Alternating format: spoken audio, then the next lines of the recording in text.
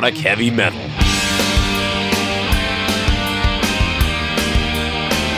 Playing it heavier, louder, raunchier, faster. This is the Signals of Intuition.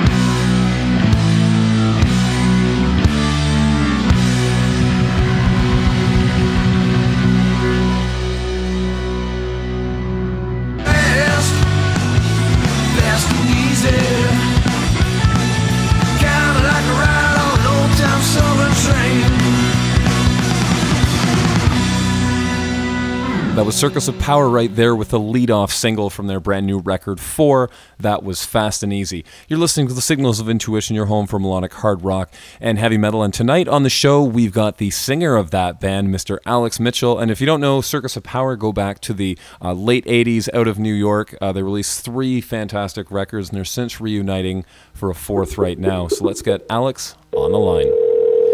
Hello. Hey, Alex. How's it going? It's Brandon calling from the Signals of Intuition. I'm good, man. How are you? I'm doing well. You up in Canada? Yeah, that's right. Yeah, I'm in Windsor, right next to Detroit. I was born in Toronto. Oh, no kidding. Were you really? Where man. are you from in the city? Finch and Leslie. Oh, okay. Cool. I've got a good friend up there. I stay in the area quite often, so I know it well. Yeah, man. Yeah, I lived in Toronto till I was like 12 and then moved to the States. But we used to go through Windsor a lot to Detroit, too, because all my mom's relatives run in St. Clair Shores in Detroit. Oh, that's hilarious. Okay. Yeah. Small world. That's so funny. Yeah, man. Yeah, I know you guys is a New York band, and I saw that the other day. I was like, he's from Toronto. That's really cool. Yeah, man. So do you come to Canada quite often, or are you sort of like where are you now in the States? Because I know you're from the band's from New York, right? Yeah. Well, 3 of the guys are from, a couple of guys are from Brooklyn, and I used to live in New York, but I was brought up in Florida, and I've been living in California for a long time. I live in Topanga Canyon. Oh, okay. Oh, so you're quite a bit outside of LA then. Yeah. It's not that far, but if you have to drive it, it's far. Topanga Canyon is like a, progressive, hippie, surfer enclave next to Malibu. It's beautiful. It's all, deers and coyotes and mountains and stuff like that right by the ocean. Yeah, it's beautiful. Yeah. Cool. Yeah, I've driven past it once. I've been to LA a couple times. Driven past it, but don't know a whole lot about the geography. It's one of those areas that you need to be there for probably a good solid 3 months to really get a sense of everything. Yeah, for sure, man. The desert, and and then there's mountains that are really kind of like Pine Tree, kind of Big Bear, in those places. You might think you're like in Colorado or something when you're.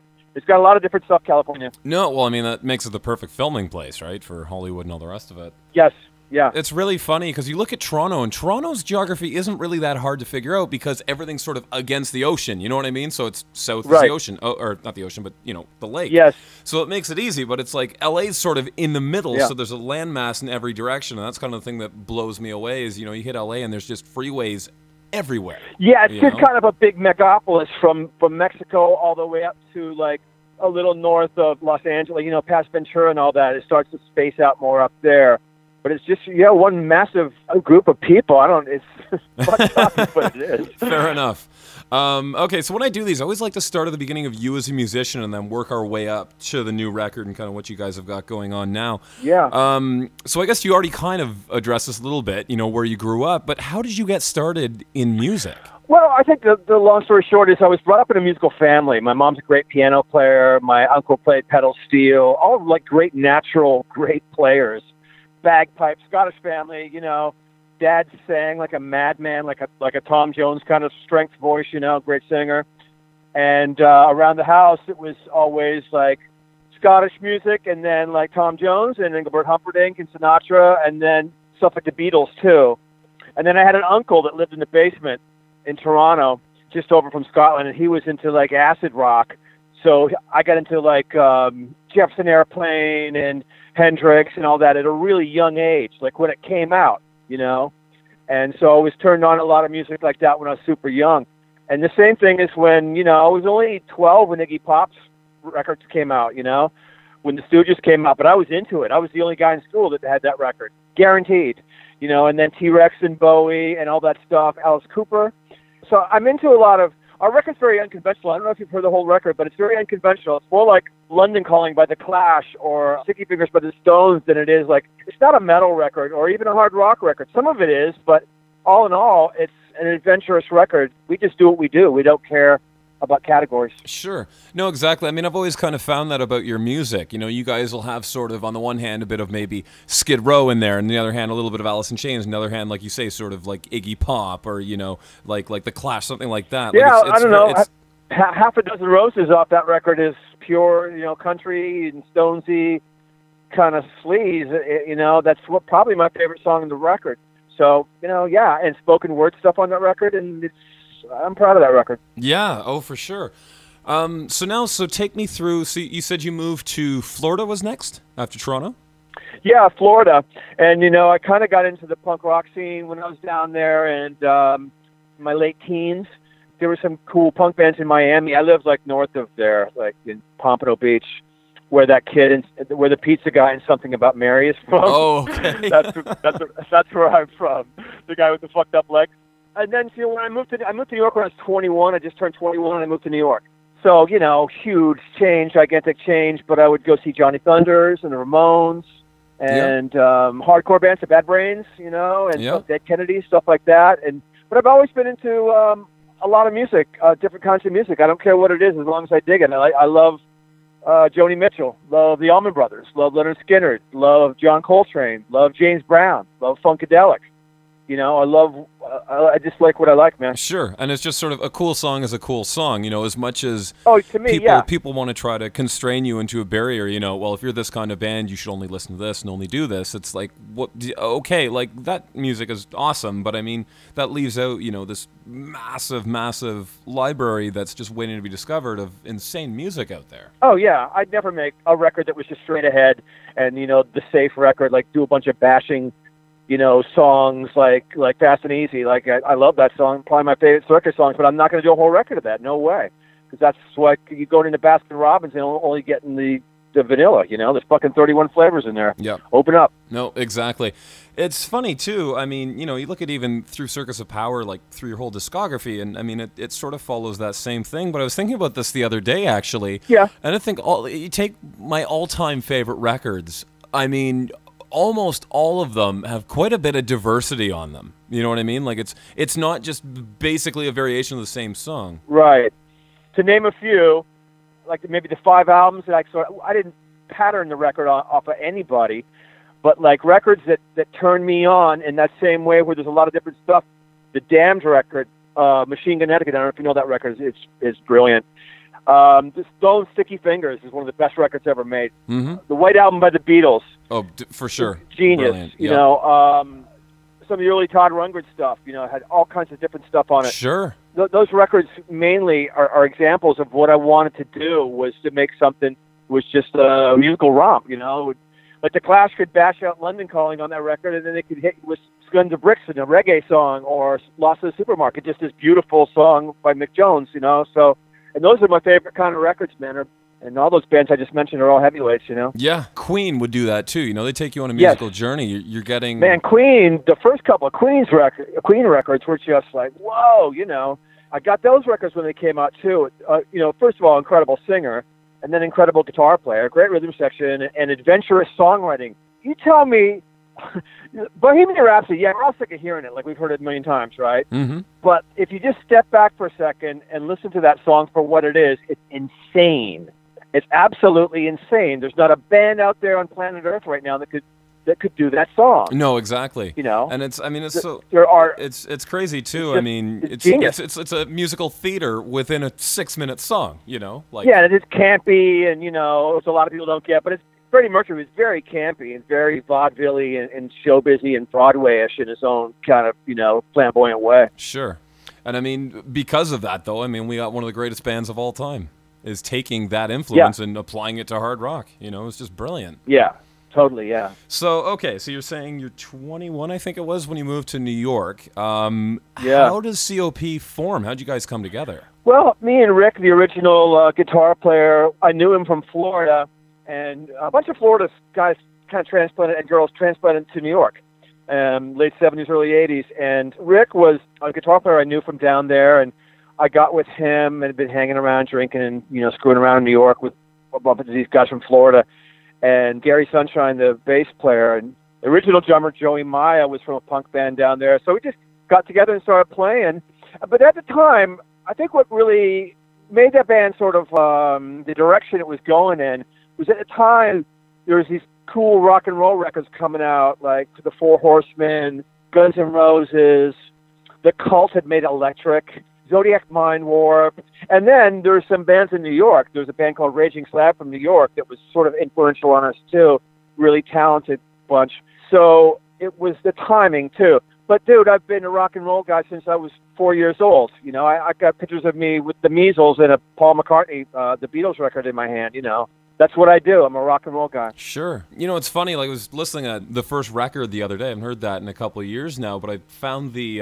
It's a pretty good record. Yeah, it's not half bad, I gotta say. Yeah. It was cool, though. I found the reissue of that record. Right. And I really liked the demos you guys threw on there. Like that was something, there's a certain magic about the way you guys did them. Let me tell you something about, I don't know if you play music or anything, but if you talk to I'm a musicians guitarist about this, and singer. Yeah. Okay, well, that demo was done in a guy's basement of his mother's house in New Jersey, right? And we tried to, because it had the beat and feel and grooves of the songs were perfect. And we tried to redo that in the studio, and we couldn't do it, and it had something to do with the time and space and just, the way the moon was or something.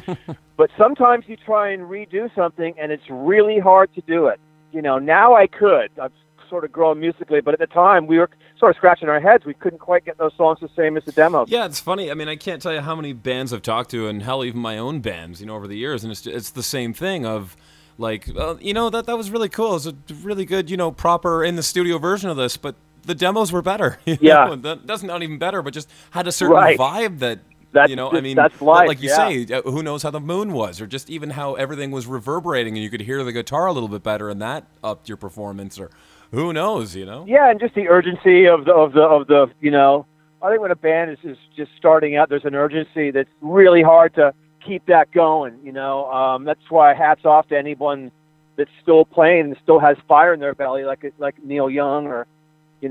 Someone that still has a fire in their belly, and just doesn't walk through the motions, play the old songs and do the fucking shows. Sure. It's funny, too, because even bands sometimes will hit that point and then a few years later come back and really come out swinging again. Right. So sometimes, too, you just kind of get in a rut of, well, I guess we got to do a record, and you put it out, and then, a couple years go by, and what the hell were we thinking? All right, let's put out a serious record now. No, we're not that at all. Our band is extremely hungry, like way more hungry than even I was when I was a kid making the Circus Power record. I've already written most of another record. I just haven't stopped writing the last year and a half, 2 years. Wow. Oh, okay. So because I know even last year you put out that single. Oh my God, what is it called? Well, with the guy from 69 Eyes. Oh, American Monster. Yeah. Thank you. Yeah. Yeah, it's on the record. We have a different version, but it's on the record. Yeah. Okay. Good. Yeah. No, does the current version have him as well, or no? That was kind of like a single. No. I mean, I wanted to do everything from scratch on this record. That song's got kind of a punky Misfits vibe and kind of fits into our new thing of there's just a new feel that we have. Sure. Well, I know you guys have basically the band other than you is brand new, right? As far as I'm aware. Oh, yeah. I'm the only guy that's left in the band. It's me.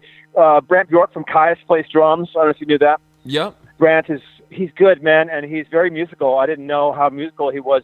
He made a lot of suggestions. Let me tell you something. You're a musician, so you'll appreciate this. That record was made without one rehearsal and zero pre-production at all. We went in cold. I gave Brent 15 scratchy songs to learn. He came in, he nailed them all, and we did that entire record, played it, mixed it, and mastered it for $1,500. That's amazing. That's unreal. Where did you guys record it? Recorded in Van Nuys at this little studio. The engineer was on top of his shit, and they have great sounds in there, and our band was just flowing. Every day was like a magical kind of session. We didn't hit any walls. Like, we were all like, I did all the vocals in like 4 hours probably, and 2 or 3 different sessions. And it's almost live, that record. That's unreal. You said 4 hours total to do all the vocals? Pretty much. That's incredible. Also, our guys are good, man. Our bass player's a monster, but he's also very good at leading at arrangements and leading the band through. Someone's got to stand there and lead the band through everything. I don't really like to do that. I want a guy with an axe in his hand to do that, or a drummer. And the guitar player, Billy, everyone was just really good and on top of their shit. The keyboard player came in and just blasted some organ, and it was just, it was all done quickly. And sometimes those are the best. I mean, especially just to go in and bang it out, and like you say, get that live element, get a groove going. Yeah, I mean, I'm not saying we didn't know what we were doing before we went in there, but we did go in there with some songs. There's 4 or 5 of those songs that we just had a skeleton to. Like I had an intro, a verse, a chorus, and part of a middle section, and we just jammed them. And I said, let's just jam this song twice. Let's do it at least 5 or 6 minutes, like some of the slower, sludgier stuff. And that's what we did, and it came out great. Some of the stuff we just changed like right on the spot. The intro to Fast and Easy, I think we did. I just walked out and said, hey, let's do this. And we're like, yeah, let's do that. And it's just, usually, I'd rather sit on stuff for 6 months and let it get, because that's when you really know if a song's good, not after a week, after a few months. But a lot of those songs we did already have, we just like added little parts to them. Sure. Yeah, no, I've worked the same way in the studio myself. You go in sort of the song mostly ready, and then, because I mean, even you can have a song as you played to death your whole life. When you go in, it's always going to take on a slightly different element in the studio. The session's always going to be different, or you're going to think of something on the spot and go, oh, let's change this, or the producer might say something. Yeah, I'm not saying that I even did this on purpose. I didn't. It was out of necessity, some sort of desperation, because Brant was busy getting ready for his own tour and stuff. And originally Nick from Queens of the Stone Age, Nick Oliveri, was going to come in and play guitar on it as well. And he was on tour with another band and couldn't do that.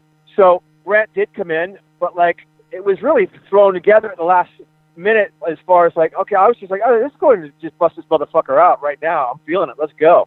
And everyone was like, yeah, hell yeah, we got your back, man. And those guys will follow me into hell, all those guys. And you can hear it on the record. Sure. Well, I mean, it's funny, too. I was just kind of thinking on that note, too. You're mentioning schedules. I'm just thinking, well, okay, so all these guys, are older, have, careers and families and that kind of thing. Yeah. And on top of that, you're all in L.A., which means it takes forever just to get to each other. So I can we're definitely... pretty far apart, all of us. And you know what? I mean, I don't even... I'm just taking an unconventional approach to this band, and it's working, so I don't want to change it. Like, those guys are sending me songs on my phone, that they record at home, instrumental tracks, and I just take it from there. Or, once in a while I'll have a guitar player or the bass player come by my house, and we'll just sit and we'll go over some ideas and just, bump heads. But no more like just going in on a rigid schedule 3 nights a week to rehearse the set and jam songs. I'm just never going to do that again. I'll go in and rehearse the set, of course, but I want to be open and creative and not stuck in any kind of format. Sure. And well, I mean, also it's just a matter of not having that time, especially even if you have the time. Yeah, but what I'm saying is, yes, we don't have that time, and what I'm saying is that's a good thing. Yeah, no, exactly. Because it forced me into doing something different that's worked better than the other approaches that I've taken over all these years that I've been doing music. Sure, and part of it too is also you don't quite need it the way you did when you were 19. You because that's essentially practice on stage that you kind of have gained by this point in your career. You know what I mean? Yeah, I'm just I'm a better singer. I have better melodies, and those guys are all we're pretty much, the chemistry's good. So I don't need all that fucking around in the studio and all that. And half the time back then we would just be drinking or getting high anyways and telling jokes and doing the Goodfellas script, This is true. Which we still do. If we go in there, that's all you're going to hear is Goodfellas and Sopranos and Pope of Greenwich Village and Taxi Driver, and King of Comedy. And then those guys do the Jerky Boys. People that are outside of the band don't even know what the fuck we're talking about when we get together. Oh, I can. Yeah, the Jerky Boys is pretty obscure. Yeah, we just speak in this, completely New York language that no one really gets unless you're into Martin Scorsese. Yep, exactly. It's so funny. Kind of on that note of sort of talking about the old days again. I know, was it the first record or the second record you toured with Black Sabbath for when they were touring with Tur? Second, yeah. It was Vices? Yeah, okay. Yeah, it wasn't a whole Sabbath lineup. Ozzy wasn't there. It was some of the other guys. It's funny, that record, as far as I know, that was, I think, Cozy, Tony Martin, Neil Murray, and then you got... Yeah. It's but even in its own right, what a hell of a... Whatever you want to call that band, what an amazing lineup of musicians. Cozy Powell, great drummer, and Tony Iommi is, you watch him any night, man. That guy will take you to school. Oh, there's a reason the guy's a legend. What a brilliant, brilliant riff writer. Really. Yeah, and, those Sabbath records are also all over the place. They're in one song, they're doing a jazz break, and then they're doing a blues break, then they're doing, the first real heavy metal of all time, them and Zeppelin. And it's just, those first couple Sabbath records, I listen to at least one Sabbath record a week, the first two albums. Paranoid and the first one, Black Sabbath. I'll listen to those records once a week, every week. Oh, yeah. Just, two brilliant pieces of music. You just throw on, you go NIB to, really anything on those two, and you can't go wrong. Oh, yeah, everything. Every single track. Yeah. How did you guys come to write with Jerry Cantrell on Magic and Madness?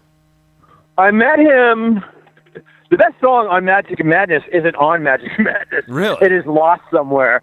I did a great song with Jerry on acoustic guitar. It was mostly his ideas, and it got lost. And we were partying a lot and stuff back then, and we couldn't find it. And Jerry was off on tour, and we could never find the song. But it was a great song. But I met Jerry in New York. The funny thing is, man, is a lot of those bands are fans of ours. We were never a big band, but I always run into these musicians that were fans of our band and had influence on them, like Brent Bjork from Caius, and he told me that those guys listened to our band back then, and Josh, Queens of Stoney's, and those guys, and Nick, and all those guys are fans of our band. I was like, wow, nice to hear that stuff. Anyway, so Jerry, I met him in New York at a club. I think, and it's just like, hey, dude, you're awesome, blah blah blah, and we started hanging out, and said, you want to work on some stuff, and we ended up doing that. Those guys, man, are all, that whole crew, that Alice in Chains crew, every bass player, drummer, guitar player, singer, extremely talented. And I can tell you that from working with them in the studio, working with Jerry. It's just the guy just whips out all this fucking crazy harmonies and shit right out of nowhere. And guitar parts and everything. They're just very talented guys. I'm not. I have to work at what I do. So that's why I know, because these guys, when I went into the studio with Ian Astbury, he's got this huge voice. He doesn't really need a microphone, that guy. He can fill up an auditorium like B.B. King or any of these guys that got huge fucking voices. And when he was in the studio, I was like, oh, God, I felt so small, vocally, with him in there, because he was just he belts it up, dude. That guy's he's got big pipes. And it's especially sort of on the Cantrell note. It's like you say, just kind of being around someone who has sort of that ability. You know what I mean? Even you can be a pretty decent musician, and you. I'll tell you a great story about Lane from Alice in Chains that no one's ever heard except for my buddies. One night we were on the back of the Alice in Chains bus, and Lane had a substance abuse problem. And he had a guy, a big bodyguard that tried to follow him around. But if you want to get drugs, dude, you'll get them. You'll kill people. You'll do what you got to do to get drugs. You'll jump out of windows. You'll do what you got to do. So we're all in the back of the bus, me, Jerry, a couple of our guys, a bunch of their guys, a bunch of girls. And Lane asked me if I want to get stoned. I'm saying, I'm cool, man, I'm just drinking. And he opens his hand, goes to his pocket, opens his hand, and there's 50 different colored pills in his hand. And I go, nice, it's like a mosaic.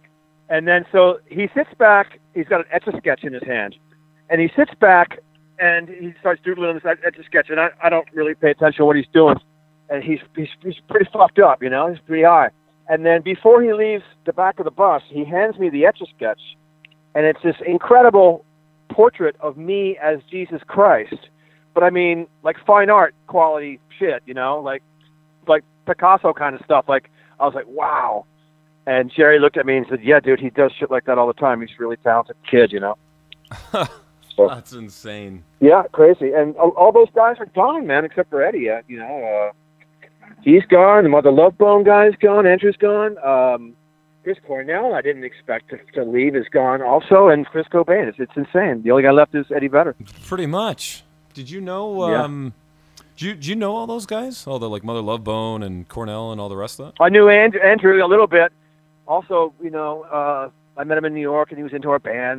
He's an exuberant kid, fun guy. Man, I hate to see people go for any reason, but suicide or drugs is very sad, and way to go. Sure. Now, here's a question for you. I had no idea you were an author. Yes. Tell me a bit about your book, The Strange Case of the Flying Meatballs. From what I know, it's about, That's my best book. losing your dad to Alzheimer's? Yeah, it is, man. Yeah, it is. It's a weird, it's a weird Alzheimer's comedy, if you could imagine that.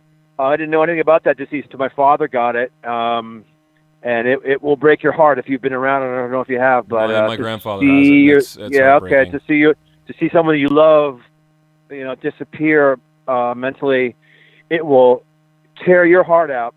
Especially my father, who I loved a lot. But the last few years of his life, that's what it's about. The last few years of his life, and he was still a feisty old Scottish guy. When he first got it, and he still wanted to drink and smoke and, sing and dance, but he couldn't. He was, you have to look at the book, but it's a lot of fun times that me and him had in the face of death. And he was that way until the end, and that's my best book. I've got about 3 or 4 books, but you get them on Lulu.com. Okay, you've got several. Do you want to talk about any of the others? I didn't know that. I just knew about the one. Oh yeah, I've got there's 2 that are available. I've written 4, and I've written another one. Meatballs is my best book, and then there's a book after Meatballs that I'm completely gelling on right now as the title of. But if you go to Lulu.com, Lulu like the singer, like To Serve with Love. Yeah. Then you plug in Alex Mitchell and Strange Case of the Flying Meatballs, and those couple of books will come up. Okay, cool. Yeah, I'll check those out. Yeah. They're worth a read, especially that one. Okay, yeah, no, especially having a family member going through that. I mean, that actually kind of piqued my interest. Like, oh, it's about losing someone Alzheimer's. Okay, interesting. Oh, you'll love it then. You'll love it. Writing is a bitch. It's much harder than music. Oh, dear God, is it ever? It's fucking crazy, Even to get that book to a point where it was readable and good and, where you didn't want to put it down kind of thing, it really took a lot of work. And I mean, it's these guys... These Dostoevsky guys that wrote 1,000-page fucking books on a typewriter with no word processor, no computers, Jesus Christ. And probably on notebooks before the typewriters, I guess, when Dostoevsky was writing, maybe, I'm not sure. But, in jail in Siberia, where the fuck he was writing, like how they did it, oh my God. I don't get it. It's just beyond my scope. It's a reason we still read them all these years later, but it's funny kind of to mention that because I've never really thought about it in that way before. Oh, I have. It's like these guys, when I started writing a book, I did. I was like, how the fuck, even Hemingway and these guys, Steinbeck, and once you get, that book's about 130 pages, and that's my comfort zone. Once you get into 200, 300 pages, man, the whole ball game changes. The whole order of things changes. It's hard to keep your finger on the flow of the book and everything, and the sequence of things, and are they happening in the right way? It's much easier doing a short story, or even the books I do are about 130 pages. The long books are just really, really involved. I mean, I can see where they take years. Sure. I don't have the patience. Neither do I. I do, like essays and stuff are fine. That sort of 5-10 page thing, that's fine. It was really funny. Like I'm a big fan of Christopher Hitchens, and he always talked about, and I sort of feel the same way about myself, is, he said, like, I don't know what it is about creative writing. He says, I've never had sort of that. And he said, I wonder if there's a musical component, and I am a musician, but I just go, I don't know, maybe there's a certain part of the brain that just lights up for writers that doesn't. I'm never going to stop writing. Absolutely. I'm going to always play music and always write books. I love it. And I know what I can do and what I can't do now with books. And so I don't have there's no big pretense going into the process. I know what I do, and I'm salt of the earth, and I tell stories like that. They get a little trippy, some of them, and I'm like that too. But I don't try to do stuff that they say write exactly what you know what I mean? And pretty much that's what I do. Yeah, no, I mean, it's the best advice, because you're not going to try writing a book about being, a master-level carpenter and understanding, how to hang sheetrock and all the rest of it. And, like, good luck, you're not going to convince anyone in the story that you know what the hell they're talking about if you don't know what the hell you're talking about. Right.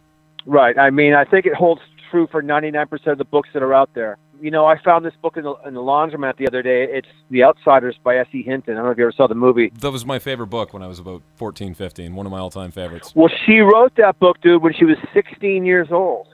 And then she also wrote Rumblefish. I didn't know, so I was like, wow, this is a very talented woman. Yeah, no, incredible. She actually has another book called Taming the Star Runner, which was really I mean, all her original, I think there was 5 that she did of that. Yeah, there's about 5 or 6, yeah. Yeah. And that one, you ever read a book and you just go, holy shit, this was my teen years? It's like, yeah, Taming the Star Runner comes pretty close. Mm-hmm. Okay, cool. Yeah, just very, very cool. Never thought we'd be having a little bit of a conversation about literature at this point in the show. Yeah, well, I'm not a complete bonehead. Like, I know when people used to interview us back in the day, and there's still some of the stupid interviews that I'll be doing now, they'll be asking me for dirty stories and shit, about that, and I just say, well, I don't know. You need to talk to other bands if you want to hear that, because I know it sounds dull to you, but like our band had a lot of respect for women and never did stupid shit with women. Did plenty of stupid things in life, but not with women. That's why all this stuff is coming out now. Well, look at our fucking president, the way he is with women. And all these other politicians that are getting nails, and I'm glad. I'm fucking glad. And it makes me even more glad of me just speaking the truth back then and just going, well, I hate to give you a dull interview, but I'm not gonna tell you about some threesome that I was involved in or some mother-daughter thing or something. That's not me, dude. So, catch that somewhere else. Sure. Oh man, we're quickly running out of time. Okay, so yeah, Okay. I've got to say, like, you guys have got 4. That when's that? That's December 8th. Is that when that comes out? 8th, yeah. December 8th. Okay. Yeah, good record. Everybody buy it. It's good stuff. Yep. No, it's what I've heard. I've not heard the whole thing yet, but the couple songs I've heard have been fantastic, and it's something I've got to dig into more. You know what? I never toot my own horn. I never hustle. I'm a really bad hustler. Like, I just rather put stuff out. I don't hustle my books or anything, man. And if I happen to be successful at some level and make some money one day, fine. But I am not that guy. But in this case, to me, it's the best record I've heard this year. And I'm not saying it because I was involved in it. It's just because I've listened to it over 100 times. And I think it's a really great record. So there you go. I tooted my own horn. I did it. Everyone gets one, right? Everyone gets one chance to be a little bit I narcissistic. don't know. I'm being honest. I mean, I'm being honest. So are there any plans to tour on this record? Yeah, I mean, we're just going to see what happens. Let it get out there. Let it see. It's got a little bit of a buzz right now, so if we need to get the right tours, we're not going to go out and cruise around in a van and sleep on people's couches. Sure. Ultimately, it would be great if we played in front of the Cult or in front of Guns N' Roses or something like that. But we play with our buddies Junkyard out here in town, and they've got some. We might team up with them and do an East Coast thing or a West Coast thing. We need to get over Europe and play, and to Britain play, and Canada and play, and all that stuff. So yeah, we want to get out there and play for sure. That'll be fabulous. Yeah, hopefully we'll see man. you either in Toronto or Detroit or hopefully There's somewhere. no place I'd rather play, man. That's a big thrill for me to go back to Toronto. Yeah. Did you guys play it back in the day? Oh yeah, we did. We played in 1988, I think. We've just been up there the one time, but I would really like to go up and play there, and also just play a couple of shows in Canada. Canada's still a great place, man. Canada is maybe the most underrated country in the world, I would say. I know it's changed a lot. And look, when I was there, it was like zero crime. Really, it was zero crime in Toronto. And the most radical thing going on were the hippies downtown and on, what's that street downtown? Young. Kind of. King? No. King, Queen, Bloor, Bathurst. Nope. I remember there's this one street downtown where the hippies used to hang out. And 'cause my father hated hippies, and I, of course, loved them. I'm thinking, probably something like Wesley Church, maybe that kind of. Well, that's more the gay scene. Yeah, I can't remember. Yeah, but yeah, man, I can't wait to come up there and play for you guys. Yeah, that'd be great. So you guys think you'll do another record after 4? Oh, absolutely. I would be ready to go in and do one in 6 months easily. I already have a shitload of stuff to record. I'm also writing with 5 people now. I don't just write with like in Circus Bar, the old guys. I write with Gary or Rick, and now I write with our bass player, with the guitar player, with a guy Sean I met on Facebook who wrote 3 songs in a record. Wrote "Princess of Mars," "See the Sun," and "Blood at Standing Rock." Kind of sludgy, Beatlesy, Manson-y kind of. If that makes any sense. Kind of vibe, and then I write with Brant Bjork, and I also have I'm writing some stuff with Nick Oliveri from Queens of Stone Age and all those bands. So 5 different guys, man. I've already got 13, 14 ideas together. Oh, good. Well, I know we're basically clamping down on time right now.